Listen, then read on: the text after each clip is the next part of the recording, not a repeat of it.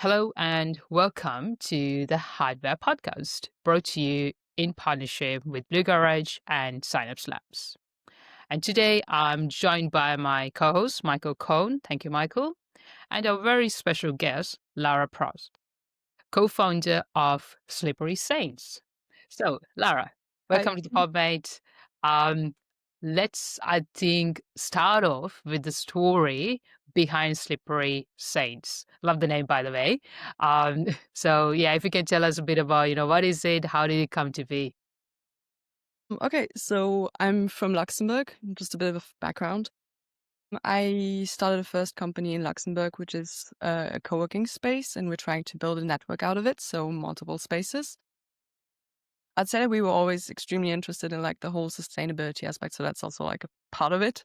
Um, and I would say that kind of also broke the ice for bigger projects, which is how when we started thinking about just sustainable materials, and came across latex and the fact that there's actually no sustainable latex out there yet. It wasn't that hard for us to actually kind of jump ahead and start building a startup around it. So, yeah, this is what we're building. We're actually developing the first biodegradable or compostable latex material to develop the first sustainable condom. Um, yeah, that's We it. want to hear the problem of what is the problem of the current situation of unsustainable, unbiodegradable condoms. So we understand Okay. people listening can really understand why this is such a big problem. Yeah, absolutely. I'm sorry. I've just been into this for so long, so like I probably not get the full scope now. But yeah, so in the condoms currently out there, there are actually a ton of chemicals being mixed into them, which makes so that they don't biodegrade. So every single year, there are 10 billion condoms being discarded. So imagine this has been happening for decades and decades, and which amounts to a huge amount of waste. And there's just no sustainable solution out there. So yeah, a lot of people think that latex is biodegradable because most of it is made from like a tree, it's a sort of like gooey substance which comes from a tree. But yeah, again, like the chemicals that they mix into it make the latex non-biodegrade. So when you said chemicals, I'm assuming there are health issues um, that's, to do with using all those chemicals with existing products as well. Yeah, so once we started kind of getting into the whole research of it, we found out that it's not only extremely unsustainable, but also extremely bad for our health. So in most of the condoms that are being used, there are actually even PFAs in them, which, as most people know, are also a leading cause of cancer. It's, yeah, it is really bad. Apart from that, like there are a ton of harsh chemicals, even if they're not PFAs.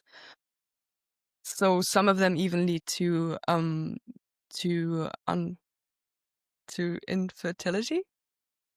Yeah. So yeah, which is the desired but not desired effects of a condom. So is it is the harm of using current condoms that it can give cancer to the man or the woman, or is it the manufacturing process of making them that then pollutes the rivers that puts is it PFAS? Is that the same thing into the rivers and pollutes the area around the factory, or is it once it's discarded that then pollutes in landfill? No, it's actually the fact that it's in the material, which makes it in use extremely bad for the people using it, actually. Really? So is there there's causes of, are you able to trace cancer that is caused from people that use condoms? Yeah, and not all of them. So there are a couple of brands that came out that try to eradicate like some of those chemicals. But they are still in some of the condoms being used, which is extremely bad. But there are some brands coming out with, I would say, better products for the people, but they're not really like any products better for the environment yet. So I would say So yours would be the first brand, the kind of first product that is both good for the environment and good for people. yeah. Nice one. I'm very interested to know how this idea came to be. I remember seeing a LinkedIn post, I think, of yours where you mentioned it just came to you guys at a bar when you guys were just having some drinks. So yeah, I would love to know, man. What's the story behind the whole idea? Yeah.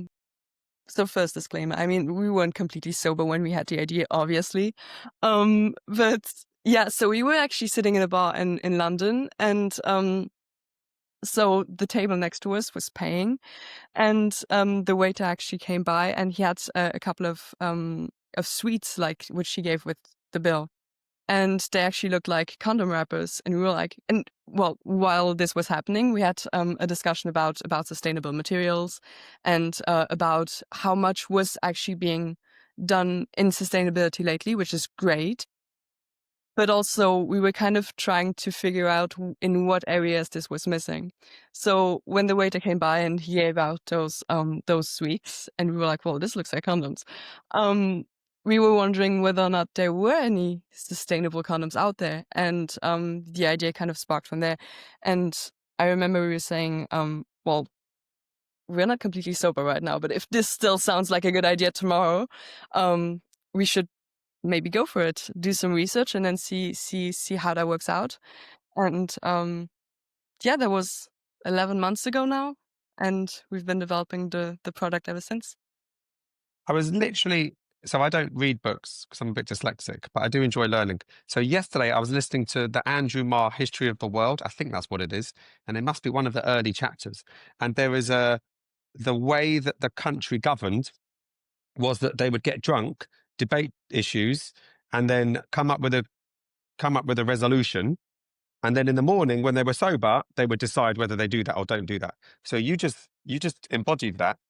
And I think the ability, there's something there about being a little bit tipsy, or I could say a little bit asleep, or late at night, or in the middle of the night, when the logical things in your brain that to create barriers, like a sweet is not a condom, and what needs to be in like biodegradable is not also those inhibitions, if that's the right words, the barriers get reduced, and people can be more creative and make those links that are probably subconsciously going on anyway.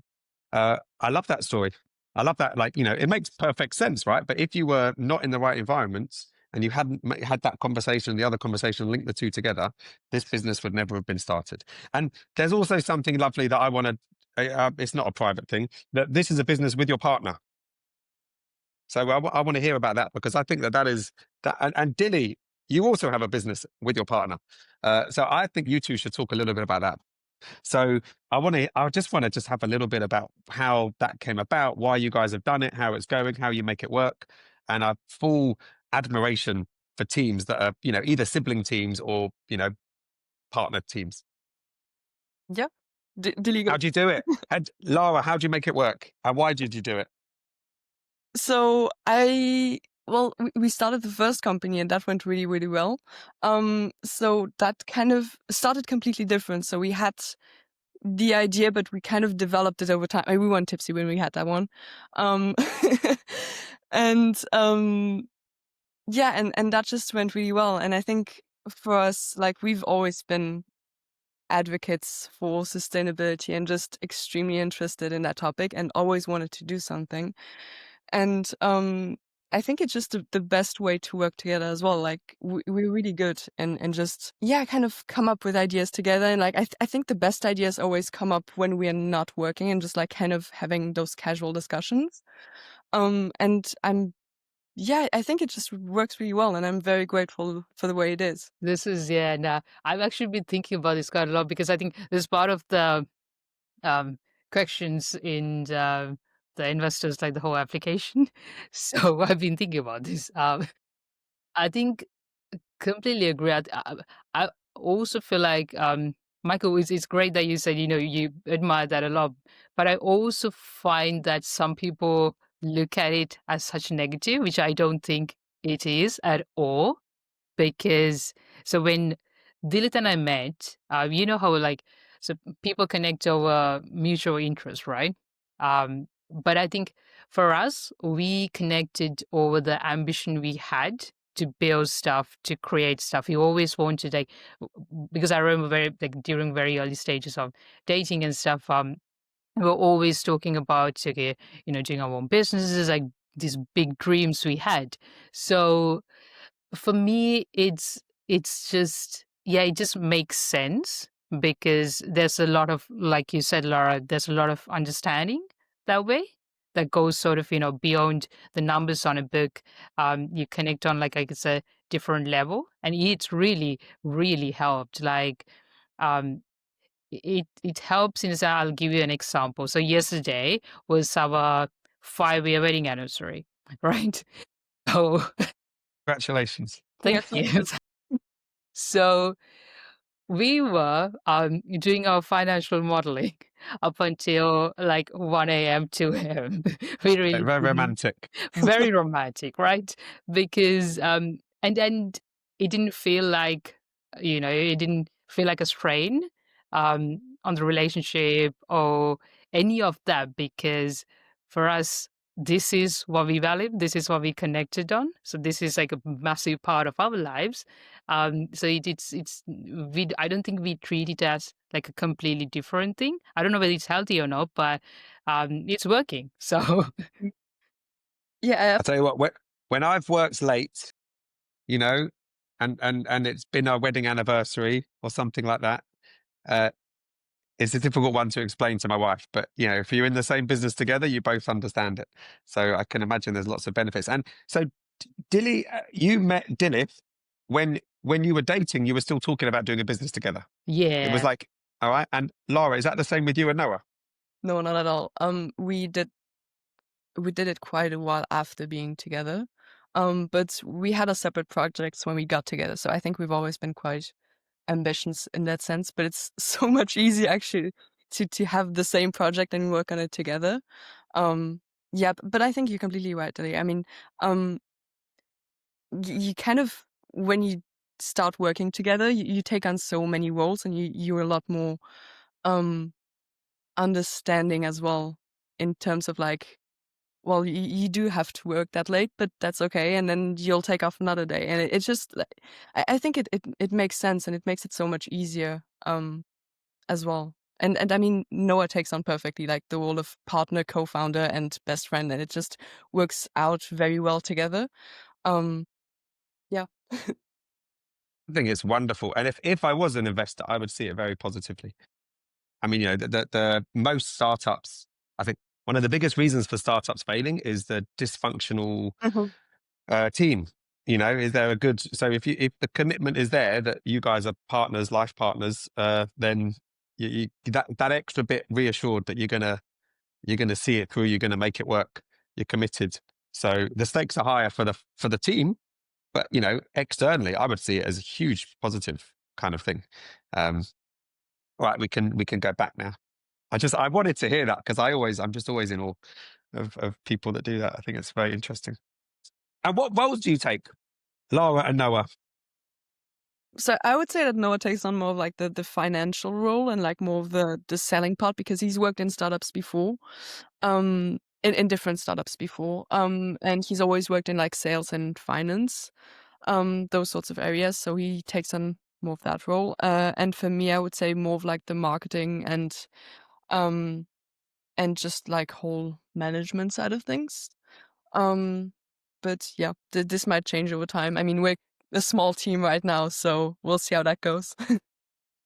Yeah, I think it sort of evolves, right? The roles that you take on at the very early stages, especially when you start learning about the business as well, and then you realize, okay, so I didn't think I was good at this before, but now I'm kind of loving this, and then you start to sort of evolve into that role, because yeah, we are sort of the same. Mhm. So it's like the same type of roles Um, that you take on, or how is it? I think so. Dilith obviously comes from a very heavy engineering background. So what I always say is, if you want someone to explain the product, like the actual what goes into the technical bits, you're better off talking to Dilith or about the co-founder Senra. I'm more obviously the commercial, the marketing person, the content creator, and the strategist, because that's sort of where my experience lies as well. Um, but yeah, over the years, I think I've definitely though seen it sort of evolve where, they just come up with really cool ideas for marketing. So that I think to address the very first question we had, like, working with our partners and stuff. I think the room to collaborate is there as well. So you don't just stick to whatever the role. It's more like, you feel very comfortable to, I think, challenge ideas as well, which I like. Um, but yeah. I'd almost say, rather than, I think the perception might be, oh, you're a married couple. Actually, I don't know. Lara, no, are you married? But Not yet. not yet. There you go. Right. So you're like a committed, serious, couple. How are you able to work together? How can you switch and do that? Whereas actually think, if I really think about it, my experience of, doing a startup always with a co-founder, it's the other way around. It's rather, how can the founding team act a bit more like a married couple, where you really are trying to, a married couple with children, whereby you do whatever you need to do to keep these children alive and to give them the best chance. And you're not checking who's doing more than the other person. You're just supporting each other. You're filling the gaps for the other person, and you're just trying to keep going on what is a pretty impossible task. You can never do it perfectly, but success is, keeping them alive, basically, and hoping to give them the best chance of success. That is a very similar mindset, I think, that is needed in a startup. And so I actually would like to flip it. There's a separate podcast episode here for you two, but basically what the lessons that you think founders that are not married can learn from founders that are married, and how to, that mindset actually makes you a much, much stronger founding team. Yeah, that's a good point. Yeah. So that's a good idea for a LinkedIn whole article series. There you go. But we're Um, actually not married because in a relationship, in a business, you're not married, right? You are allowed to split up. You're not married, you're not allowed to, but like you don't have that lifelong commitment. So Lara, it's maybe more like you see, in this situation that you're in, you're still, you're doing everything for each other, but the lifelong commitment isn't there. That's what a founding team is. But whilst you're together, you are constantly trying to help the other person and do what you can together as a team. I often think that couples that don't get married, they have that extra reminder to constantly be good for the other person, support the other person, because they don't have this, it's much easier to break up. So you've got to always be reminded to be the best partner that you can be, kind of thing, which maybe some married couples get lazy about. Anyway, I'm going off on a tangent here. Dilly, what do we want to talk about? right. So this is a whole nother podcast, by the way. Sorry. Look, I think what I wanted to ask you, so Lara, based on what you're doing and what you're building, so the topic of today is commercializing physical products and hardware products. And what I've understood is, there are several elements to commercializing a hardware product, like any product, any physical product, right? So that goes from obviously from sorting out your manufacturability, compliance, and I think all the way to market readiness and yada yada yada. The list goes on. So based on your experience, man, going down this road now, I think you guys already have a prototype. Um, During the early stages, what do you reckon? What parts of this commercialization process did you um underestimate the most? So you have seen others underestimating. Probably all of them. I'm a very optimistic person, and I would say that I sort of downplay how hard it's going to be.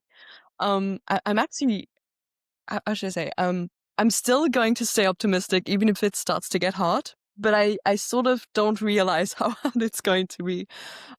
So I think when we started, we were like, well, this is fun. We're just going to do like a compostable latex material.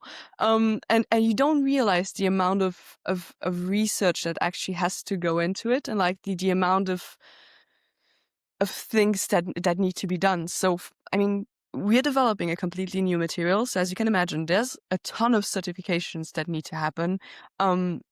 We kind of imagined it as only like a couple of certifications and then a patent, and this is going to be it, and we'll be able to sell it. But that's not the case. I mean, we have so many tests to go through, so many, different certifications. We have audits, etc., and this is all coming. So I think that this is something, especially for us, that we didn't realize. And in general, like the whole manufacturing part. But I think Michael's going to be able to talk about this a whole lot more than we will, potentially. Maybe. All I'm thinking, well, no, not all I'm thinking. How, if you develop this compostable latex, Mhm. why is condoms the first market? Do you think that it might end up that this was the market that inspired you? Because it's, it's really, it's quite a catchy, so it's a catchy thing, right? But there might be another market that you identify that is, an easier one, easier one to access. I would have thought the regulations for developing a new material that is going to be used as a condom is just huge. Whereas if you're going to do gloves or something else where latex is used, it might be less stringent, and there also might be a bigger need for it. Yeah. So the idea for condoms is, first of all, the fact that it's quite catchy. But the thing which makes it a bit easier, I'd say, than medical gloves, for example, which actually is an even bigger market, is the fact that they are hermetically sealed. So the fact that they're kind of kept in the wrappers makes that they don't biodegrade before. Oh, I see. That's clever. Yeah. So I never thought of that. So it's literally, once you've opened the wrapper, how long have you got? Because some people, I'm joking, like as long as once opening, you can use it for like the next 2 hours, and then it starts to biodegrade, kind of thing. no, it's gonna be a lot longer. A lot longer, but Yeah. essentially, that makes a lot of sense. Never thought of that. But versus like for medical gloves, they're just in those most of the times like cardboard boxes. So it would be a lot more difficult to figure that out because That's you would have That's to find genius. a way, to either keep this like hermetically sealed, or somehow like the first glove would be less Yeah, safe than the last one. I mean, yeah. there are just like so many issues that would come with medical gloves that would need to be um figured out. So yeah, I mean, condoms are a difficult thing to do, just in general, because there's a ton of certifications around condoms in general. But it is still easier than medical gloves for now, at least. Interesting. Well, you'd have a different kind of. You'd pick the glove out of a pot of liquid, maybe. So Yeah. you'd deliver the glove in a different way. And this could actually be, work, because a lot of people that are allergic to especially medical gloves, it's actually because of the powder inside of it. Like, do you know there's like a sort of Yeah, thin- it's a what's it called? Like a talcum powder kind of thing yeah. to help them slide on. Yeah. But Okay. most of the people that are actually allergic to them, apparently it's because of that type of powder. So I guess if liquid, that could maybe fix the issue. I don't know how easy it's going to be to put them on then. Could be. Or maybe the liquid is the glove. You put your hand in and you dip it out, and now and it dries, and then you've got a glove on your hand, and then that can peel off. I guess. Dip gloves. I don't know how that would work with a condom, but there you go. Yeah. See, that's Now I'm that's getting the idea there. now you've got my mind going. But anyway, you have to change the whole foreplay routine. Um, Oh. could be a spray on. Oh, I told you I'd make you guys blush. But you were talking about it being hard and you're not sure when it's going to come, and I couldn't help but have the puns in my head. So there you go. Said it now. Okay. So yeah, is it hard? It's very hard to manufacture, especially a new material. I guess we developed a new material in QuickScreen. Really, really hard. What was the best thing was to discover somebody else that was also developing that material. So it was if possible, this is the to make or buy challenge of a business. So a lot of businesses just, initially try to make the things themselves, which is, very, what's the word, earnest. But I think where possible, if you can buy it, if you can find somebody else that's already doing that, or is, two people that are doing it and put them together, and then you can have the thing that you need, that is a much better way to go for a startup business. So I would suggest, and maybe you already are doing it, to, just find every You have done this, haven't you? You found scientists that are already working on this. And for us, yeah. So we developed the material with two chemists, like doctors in chemistry and material design, that developed the material. And but yeah, I mean, it would actually be a good idea to maybe look at different companies doing something similar. So we haven't found anyone um that created. I mean, we have sort of like a composition now of the material. Um, from what the research that we've done, we haven't found anyone that has done this type of composition yet. But potentially, it could be interesting to look at like more in depth on those like condom companies that already work without the chemicals, or at least that you'd use the chemicals. Yeah. Oh, Dilly, thanks for doing that. It got very fuzzy. I don't know what it was. Um, well, I'm thinking of, yeah, you could work with the other condom companies, but you could work with like just other completely different industries. Completely different industries. My friends at Nopla, I guess you know them. Yeah, that have developed like seaweed plastic alternatives, or um, uh, Marina Techs, who has also got a So there are a lot of people that are like, I guess you know them. They're like in the sort of the Blue Garage community network, hardware, material designers, hopefully people that will be using our biolab that we're going to be setting up. This is exactly the kind of like, it's both a facility to experiment with the materials, but also it brings together all the different people working in this area. And so it will just help with this more cross collaboration that you don't always get in universities or in like just commercial entrepreneurship where people are just going with their own idea. So that would be wonderful. And Lara, you've just joined Blue Garage. Yeah. So is that one of the reasons you joined Blue Garage? Yeah, absolutely. I mean, the discussions that we had back at the Seed Legal event, they were just so amazing. And we talked to one of the people also at Blue Garage. I think they're developing sort of more healthy skincare products. Is that right? Also seaweed. Low Tide Um, Labs. yeah. So very interesting people that could also use the this sort of biolab. So that would be very nice to work with them together. Yeah, that is exactly and that's exactly the philosophy of Blue Garage, which maybe resonates with what you built with your co-working spaces. I don't know, to try and create environments where people share, like by creating an environment where people are happy to share and bring their full self and collaborate with people, that the benefit is just huge. Like it makes Blue Garage much more than a building with equipment and offices and good Wi-Fi and coffee.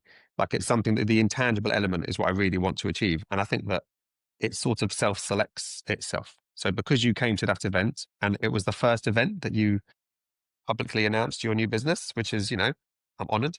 Is that right? It wasn't the first event that we announced it on, but a couple of days later, we announced it on social media. Okay. Uh, and and even then, so it was right in the early days.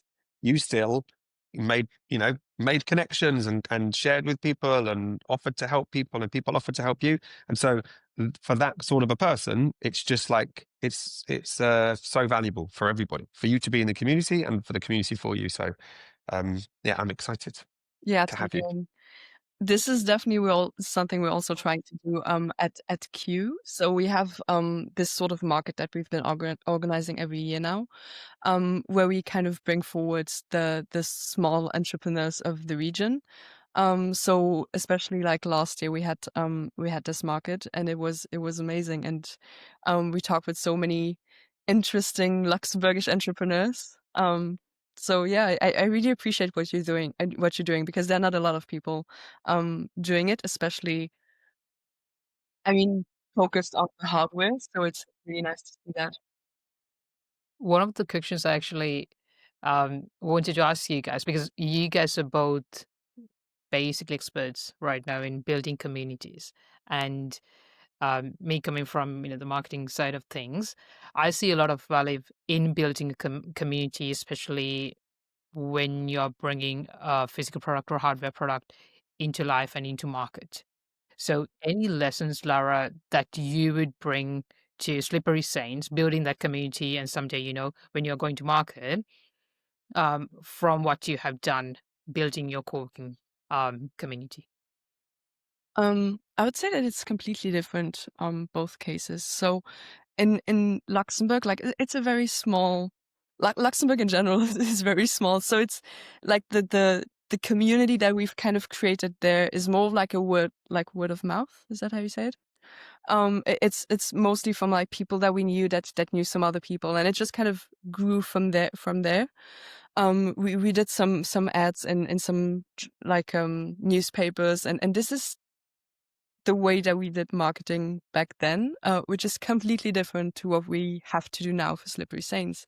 So now it's more of like a kind of deciding on niche. I mean, which is, well, sexual health and sustainability, and then really trying to build a community around that. And yeah, I think it is completely. I mean, for example, like if you look at brands like Liquid Death, they're very good at this. So they've decided on their niche, and they've been able to like create this community of people that decide to drink water instead of beer. And like, yeah, it's just like the social media community is completely different than the type of community that you have to build for co-working space. Because you actually meet in person, like for co-working space. Isn't that right, Michael? Yeah. I mean, I'm thinking it depends. It depends what direction your company goes. Because you might be like a liquid death brand that's to consumer, or you might be something that I'm thinking goes through government procurement. Because, for instance, the NHS probably buys a lot of condoms, gives them away for free, but has its own, net zero agenda. You've got to look at the story of how I think I'm getting this right. Thailand prevented or curbed the AIDS pandemic, and I think I've got this right.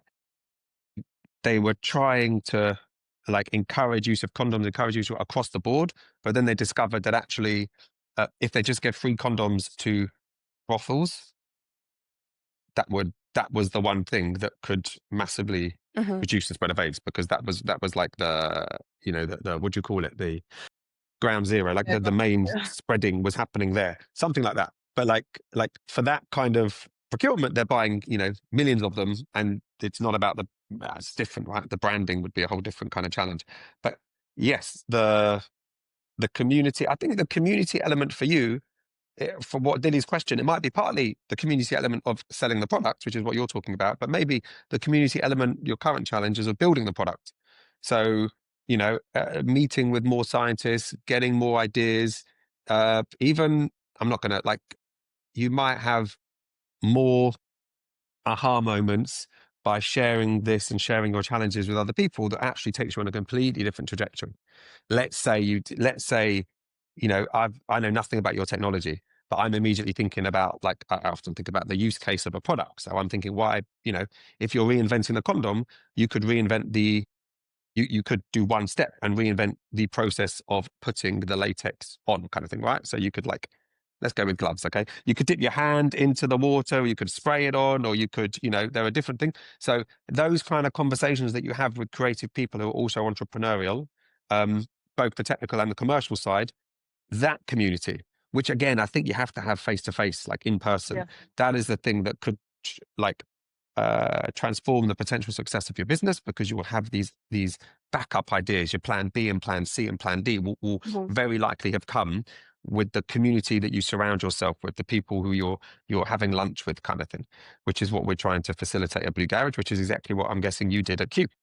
Yeah, absolutely. I think this is why a place like Blue Garage is as important. It's not just like an event you go to once a month and like you get interesting conversations. It's really a place that you can go to every single day and have lunch with people and just come up with ideas and that are also working in hardware. And I think this is quite like a rare thing to find. And it is absolutely amazing. I mean, it's, as I said, like it's not just an event. It's like you can have those conversations every single day. It's kind of like a relationship again. Like it is, yeah, really important and absolutely necessary. You don't want to be a married couple and just go live in a desert island. That's not going to lead to a happy marriage or well-rounded children. So yes, it's a village. All right. So I think we can keep talking about this, honestly. There's like so much to talk about. But in the interest of time, I think we have come to the end of our podcast. And Lara, thank you so much. It's been super lovely having this chat with you. It almost didn't, I don't know, Michael, if you agree, but it almost didn't feel like a podcast. I felt like we were just having a solid chat and getting a lot of value out of it. So nice one. Thanks, man. That's the idea. I mean, Dilly, this, by the way, Lara, this is only our second podcast. So, we're learning as we go. I much prefer, when I listen to a podcast, I much prefer when it's just a conversation. Yeah. So I think we did it, that's That what we did casual today. flow that, it just need to flow well. And I think it has to be authentic. So yeah, completely agree. Well, cool. Look, yeah, that brings us Thank to you the so much. end of our It was podcast. really nice talking to you. Yeah, thanks for joining us. Really appreciate it. And yeah, basically for the listeners, thank you guys for listening in. This is brought to you in partnership with Blue Garage and Synapse Labs. And yeah, we just basically talk about everything to do with hardware. So if you're keen, if you enjoy this chat, subscribe for more real stories like this around similar topics. And if you do have any ideas as well, drop it down in the comment section. But yeah, see you all next time. Thank Thank you. you. Cheers, Lara. Cheers. Thanks, guys. Bye. Bye.